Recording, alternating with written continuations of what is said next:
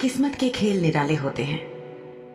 आज शिजा अपने पिशाच मालिक के साथ अपने लिए जूते खरीदने निकली थी, लेकिन कौन जानता था कि किस्मत उसे फिर से लाहौर में ले आएगी और उसका मालिक उसे लाहौर से आगे चंगा मंगा के जंगलों में लगने वाले काले बाजार तक ले आएगा।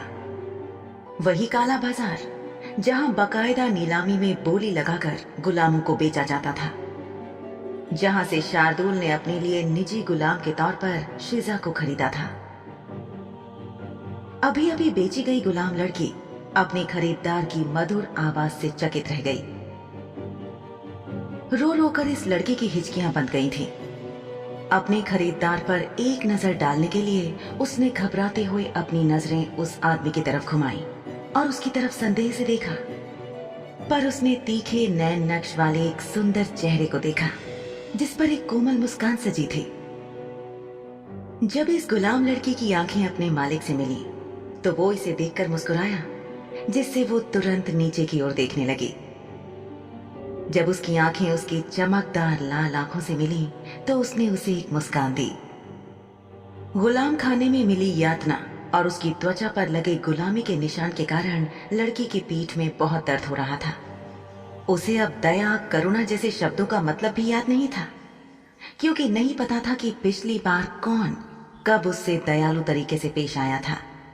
रुपेश साहब, मैं आपके लिए बिल्कुल वैसी लड़की लाया हूँ जैसी आप चाहते थे।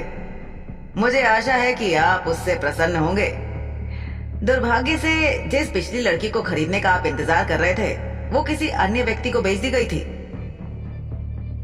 इस वक्त उस गुलाम लड़की को पता चला कि उसे खरीदने वाले खूबसूरत व्यक्ति का नाम रुपेश है। पिंदा ने पैसा मांगा ही था कि रुपेश के नौकर ने अपने कंधे पर लटकाए झोले में से मोहरों की थैली निकाल ली। मोहरों की थैली पिंदा को थमाकर उसे धन्यवाद दिया और लड़की के करीब कदम रखते हुए उसने उससे केवल ये पूछने के लिए उसका सिर ऊपर उठाया, तुम्हारा नाम क्या है लड़की? अलीना। कितना सुंदर नाम है तुम्हारा। रुपेश नाम के पिशाच ने बहुत धैर्य के साथ उस लड़की के दिल पर हमला बोलते हुए कहा। इतनी नम्रता और शिष्टता से कोई उससे बात करे, इस खास बर्ताव से वो हफ्तों से वंचित रही थी। हालांकि उसके शरीर पर पहले भी मोहर लगाई जा चुकी थी, लेकिन एक पहरेदार ने उसकी पीठ पर फिर से ठप्पा लगा दिया था। उस गर्म लोहे की मोहर से शरीर को दागे जाने पर उसे जो दर्द हुआ था उसे याद कर वो डर के मारे फिर से रोने लगी। अलीना नाम की इस लड़की का जीवन पहले सुंदर था, अब उसे अपहृत करके एक गुलामी भरा जीवन जीने के लिए मजबूर कर दिया गया था। गुलाम तन से नहीं मन से होते हैं। इस लड़की की आजाद ख्याली और इसकी मानसिक मजबूती को प्रभावित करने के लिए इसे प्रताड़ित किया गया था और इसका हौसला बार बार तोड़ा गया था। रुपेश की आवाज उन जामुनों की तरह मीठी थी जो वो गुलाम लड़की अक्सर खाती थी। उसकी आंखें रुपेश को देख रही थी। रुपेश ने उस पर एक नजर डाली और कहा, रोना बंद करो, चलो अब घर चलते हैं। मुस्कुराकर अपनी बात कहकर रुपेश मुड़ा और गुलाम खाने वालों के तंबू से बाहर निकल गया। गुलाम लड़की ने रुपेश का पीछा किया। कुछ ही देर में वो अलीना को अपनी बड़ी हवेली में ले गया जो बहुत ही खूबसूरत जगह थी। इस हवेली में एक बगीचा था जिसमें बहुत से रंगों के फूल खिले थे। हवेली के दरवाजे पर ही मुख्य नौकर माजिद ने हवेली के प्रवेश द्वार पर आकर अपने मालिक के सामने अपना सिर झुकाया। जिस गुलाम लड़की को उसके मालिक रुपेश साहब ने मोल लिया था, उस गुलाम की ओर न देखते हुए माजिद ने अपने स्वामी का ओवरकोट लेने के लिए अपने हाथ आगे बढ़ाए और सिर झुका लिया। बड़े अदब से उसने अपने मालिक का अभिवादन किया। रुपेश ने अपने नौकर माजिद को अपना कोट थमाते हुए कहा, शुभ दोपहर माजिद, मैं आज अपने कमरे में आराम करना चाहता हूँ। रुपेश की आवाज विंड चाइम जैसी मधुर और नाजुक थी। अलीना, जिसने अपना सिर ऊपर नहीं उठाया था, उसने केवल उस आदमी की मीठी आवाज सुनी और उस पर ध्यान केंद्रित किया जो उसके कानों में शहद की तरह लग रहा था। वो आदमी न केवल विनम्र था बल्कि इतना सभ्य भी था जिसने अपने नौकर को वापस उसके नमस्कार का जवाब भी दिया था। आमतौर पर अमीर लोग अपनी अकड़ में ऐसा नहीं करते थे। इस बात ने अभी अभी खरीदी गई गुलाम अलीना को आश्चर्यचकित कर दिया कि क्या उसे सही मालिक ने खरीद लिया है। वो सोचने लगी कि हो सकता है कि अगर वो भविष्य में मुक्त होने के लिए कहेगी तो रूपेश नामक ये सभ्य व्यक्ति अलीना को इसकी इजाजत दे देगा शायद। मेरे पीछे आओ अलीना, रूपेश नाम की उस पिशाच ने कहा और हवेली के अंदर कहीं के लिए चलना शुरू कर दिया। अलीना ने तब तक उसका पीछा किया जब तक कि वे एक बंद दरवाजे पर नहीं आए। जब रूपेश ने ताला खोलने के लिए अपनी चाबी ढूंढते हुए अपनी जेब में अपना दाहिना हाथ डाला और चाबी बाहर निकाली तो अलीना को कुछ चमक दिखाई दी। जब उस पिशाच रूपेश ने कमरे का ताला खोला और अंदर कदम रखा तो गुलाम लड़की अलीना कमरे के बाहर खड़ी थी। रूपेश ने उससे पूछा, तुम वहां खड़ी हुई क्या कर रही हो? अंदर आओ, अगर तुम्हारा इरादा हमेशा के लिए वहीं खड़ी रहने का ना हो। रूपेश मुड़ने से पहले मुस्कुराया और दरवाजा बंद करते हुए अपने बारजे की ओर चल दिया। अलीना ने अंदर कदम रखा और रूपेश ने उससे कहा, अपने पीछे का दरवाजा बंद कर लो। ये बात सुनते ही जैसे लड़की का दिल जोर जोर से धड़कने लग गया। उसका नया मालिक रूपेश उसे दरवाजा बंद करने के लिए क्यों कह रहा था? धीरे से उसने अपने शरीर को घुमाया, दरवाजा बंद कर दिया। जैसे ही वो आदमी अपने कमरे में घूमने लगा, अलीना ने उस आदमी पर ध्यान दिया जिसने उसे खरीदा था। इससे पहले उसे अवसर नहीं मिला था, लेकिन अभी वो देख सकती थी कि वो आदमी कितना सुंदर था। ऊंची चीक बोन्स, आंखों के साथ अच्छे आकार का जबड़ा, गुलाबी होंठ। बैठ जाओ। रूपेश ने उसे बिस्तर पर बैठने का आदेश दिया और अलीना ने फौरन हुक्म की तामील की। वो सोच रही थी कि वो कितनी खुशकिस्मत है कि उसका मालिक उसके प्रति इतना दयालु था।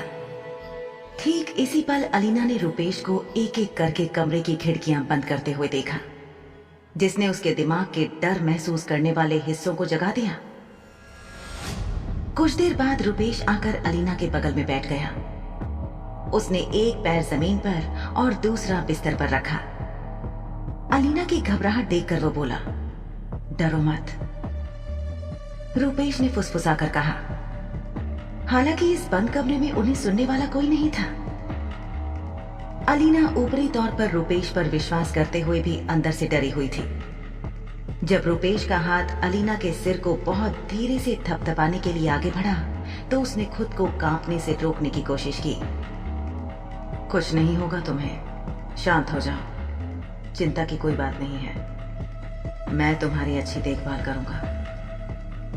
इतना कहकर रूपेश ने अलीना के सिर पर अपना हाथ ऐसे फिराया जैसे किसी कुत्ते को सहला रहा हो, और जैसे ही उसने लड़की का सिर थपथपाया धीरे धीरे लड़की शांत होने लगी।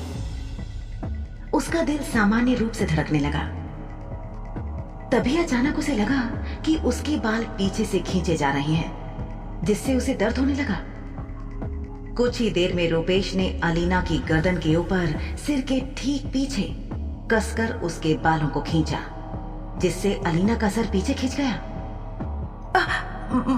मालिक, मुझे दर्द हो रहा है। दर्द हो रहा है? तुम क्या बात कर रही हो? रूपेश असमंजस में था। न जाने उसकी गुलाम क्या बोल रही थी।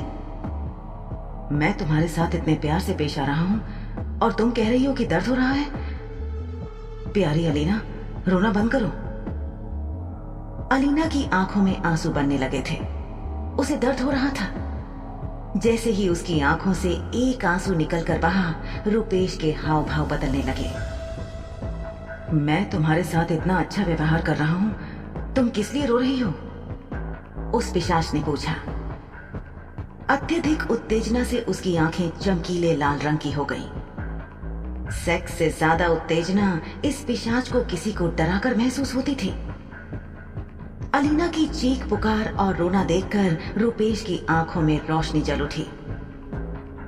बेचारी अलीना किसी गिलास में फंसे एक कीड़े की तरह दूर जाने की कोशिश कर रही थी, क्योंकि वो जानती थी कि इस पिशाचों के मकड़ जाल की दुनिया में कोई बच नहीं सकता है। रोना बंद करो। जब अलीना का रोना बंद नहीं हुआ तो रूपेश का हाथ, जो उसके उलझे हुए बालों को खींचकर उसके सिर की त्वचा में भयानक दर्द पैदा कर रहा था, रुक गया। जैसे ही रूपेश के हाथ ने अलीना के बाल छोड़े, वो छिटक कर उससे दूर हो गई। अलीना अपनी बड़ी बड़ी आंखों से रूपेश को देख रही थी। रूपेश ने उससे कहा, अच्छा मुझे माफ कर दो। गुलाम अलीना को समझ ही नहीं आया कि मालिक के माफी मांगने पर वो क्या प्रतिक्रिया दे। तभी रूपेश का हाथ अलीना की तरफ आगे आया और वो सहम कर पीछे हट गई। उसकी खोपड़ी अभी भी दर्द कर रही थी। रूपेश की आंखों के भाव बदलने लगे। साफ था कि उसे अलीना का यूं दूर खिसकना अच्छा नहीं लगा था। अचानक वो पिशाच अलीना के पास आया और उसने अपनी बाजू लड़की के गले में लपेटकर उसे बिस्तर के बीच तक खींच लिया। मैंने तुमसे कहा था कि डरने की कोई बात नहीं है, फिर भी तुम मेरे साथ इतनी अजीब हो रही हो। मेरे दूसरे गुलाम इतने बेहतर थे कि तुम्हें क्या बताऊं। तुम इतनी परेशान क्यों हो रही हो आनी? क्या तुम मुझे प्यार नहीं करना चाहती? रूपेश ने अपनी आवाज में उसी मिठास के साथ पूछा जो कुछ देर पहले तक अलीना को विंड चाइम्स जैसी लग रही थी, लेकिन इस वक्त उसके दिल में खौफ पैदा कर रही थी। मालिक, कृपया मुझे छोड़ दें। मानव लड़की ने विनती की, लेकिन उसकी दलीलें बहरे कानों पर पड़ी, क्योंकि वो आदमी उसकी बात नहीं सुन रहा था। वो बस अलीना के डरे हुए चेहरे और उसकी कपकपाहट का लुत्फ उठा रहा था। उसका हाथ अभी भी अलीना के गले में लिपटा हुआ था। रूपेश अब उसे बिस्तर पर धकेल रहा था ताकि अलीना हिलडुल ना सके। जैसे ही उसका शरीर थोड़ा हिला, रूपेश का हाथ अलीना की गर्दन के चारों ओर कस गया। रूपेश के ऐसा करने से अलीना को सांस लेने में तकलीफ होने लगी।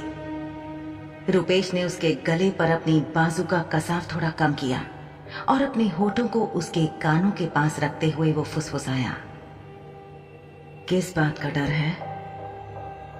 रूपेश ने अपने शरीर को मोड़कर अपनी एक टांग उसकी बाह पर रख दी। अलीना दर्द से चीख उठी। अलीना की आंखों से बहुत से आंसू निकल गए। रूपेश सवालिया नजरों से उसे देख रहा था कि आखिर वो और अधिक क्यों रो रही थी।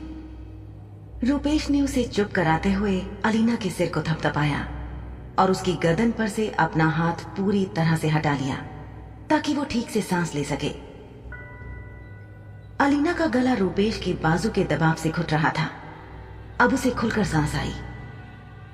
अच्छी लड़की, अब और मत रो, तुम्हें रोना नहीं है, समझी? इतना कहकर रूपेश अलीना के ऊपर झुक गया, इतना ज्यादा कि उसका सीना अलीना के चेहरे पर दबाव डालने लगा। वो अलीना के उलझे बालों से खेलने लगा और उसके वजन से अलीना को सांस लेने में मुश्किल होने लगी और वो हांफने लगी। गुलाम लड़की अलीना अब और भी ज्यादा डरने लगी थी। वो सोचने लगी कि क्या उसने कुछ ऐसा कर दिया जो उसके शांत सौम्य मालिक को पसंद नहीं आया और उसका रूप बदल गया। पर वो तो पूरे समय शांत और आज्ञाकारी रही थी। जब तक मालिक ने नहीं कहा, उसने तब तक एक शब्द भी नहीं बोला।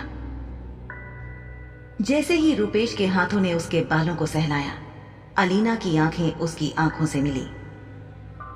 रूपेश की आंखों की चमक और चेहरे की मुस्कान अलीना की जान निकाल रही थी। उसकी आंखें जिस शांत मुस्कान के साथ उसे देख रही थीं, उन्हें देखते ही अलीना की आंखों में भय पैदा हो गया था।